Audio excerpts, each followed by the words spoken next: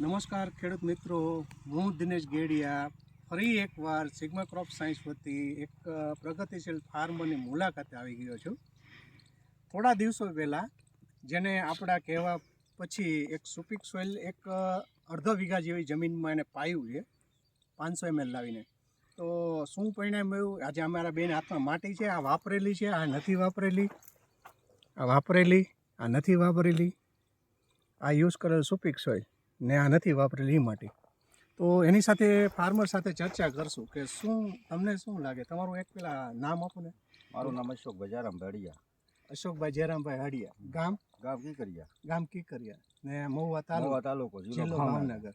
હવે એમાં શું છે કે આ જે વસ્તુ પાયા પછી આ જમીનમાં ને આ નેતપાઈઓમાં ઘણો તફાવત છે. માટી એકદમ દાણાદાર થઈ ગઈ, આપણે જોઈ શકીએ. આ માટી છે સુપીક સોઇલ વાળી. આ માટી નાખો જી. આ માટી છે બરોબર. આ નાખો તો અશોકભાઈ.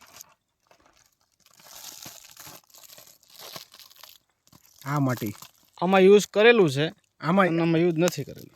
આ અત્યારે આ સુપીક સોઇલ નથી નાખેલું, સુપીક સોઇલ નથી નાખેલું કાગળિયામાં લેવાઈ ગયું છે, અને આ સુપીક સોઇલ નાખેલું કાગળિયામાં લેવાઈ ગયેલું છે. એટલે માટીમાં જ ડિફરન્સ બતાવે. માટીમાં ફરક દેખાય છે ખાલી.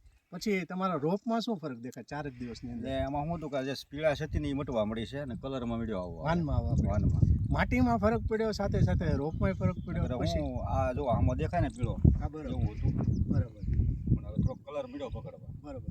ને પછી અશોકભાઈ એક જોયું કે તમે જ્યાં વાપર્યું ત્યાં ક્ષાર કપાણો એવું પાણીમાં સફેદ સારી ઓછી થવા લાગી એવું કંઈ? એમાં હું આ જે પહેલાંની સારી છે બરોબર, આ પાણ પાયું આ દવાથી. હા, પણ કદાચ આ પહેલાંની હોય પછી નવી સારી તો ન થઈ હોય કદાચ એવું છે. બરાબર.